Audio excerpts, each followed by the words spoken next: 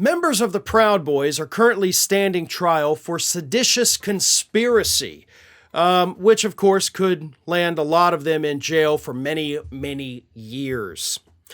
And as their trial continues, they have decided that they would like to subpoena Donald Trump to come in at the trial and act as a witness. Now, the subpoena has not officially been filed, so we don't know if they're actually going to do it, but more importantly, we don't know why they want Donald Trump to show up in that courtroom. It could be because they want Trump to go up there and basically, defend them and say, yes, they did nothing wrong. These are good, fine men, and I told them to do what they did that day. But that ain't going to happen even if you do get Donald Trump in that courtroom.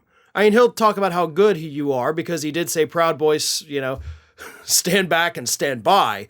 But he's not going to say that he's the one who told you to do what it is you did. If anything, he would walk into that court and they would grill him so badly that he might end up implicating himself in it as well. So, sorry, Proud Boys, but your seditious conspiracy trial is probably not going to feature Donald Trump. And what's interesting here is that this is not the first time in these Capitol riot court cases, that somebody, a defendant, has suggested bringing in Donald Trump to, act as a witness on my behalf. And of course, the previous times this has happened, the courts have said, no, Donald Trump is not on trial. And that's the thing about the Proud Boys trial, too.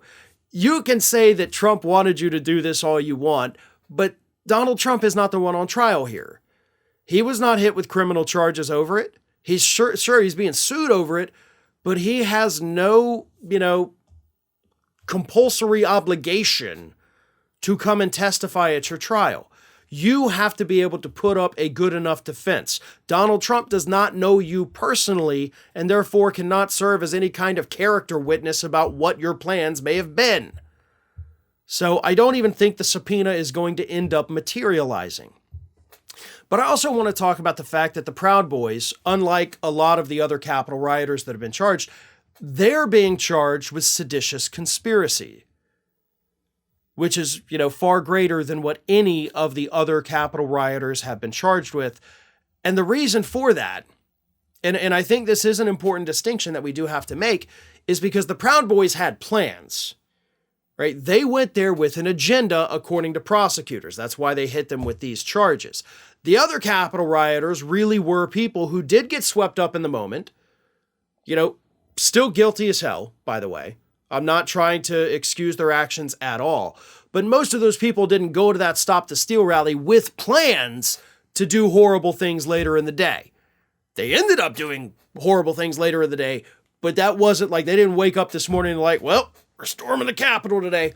According to prosecutors, the Proud Boys are completely different because they did have a plan to do that, or at least do something to disrupt the certification of the Electoral College votes. Again, that's what's being alleged. We can't say for certain until or unless they are convicted or acquitted. But that's what's happening right now. They want Trump to come in and save them, but doesn't look like the cavalry's coming, and they're on their own for this one.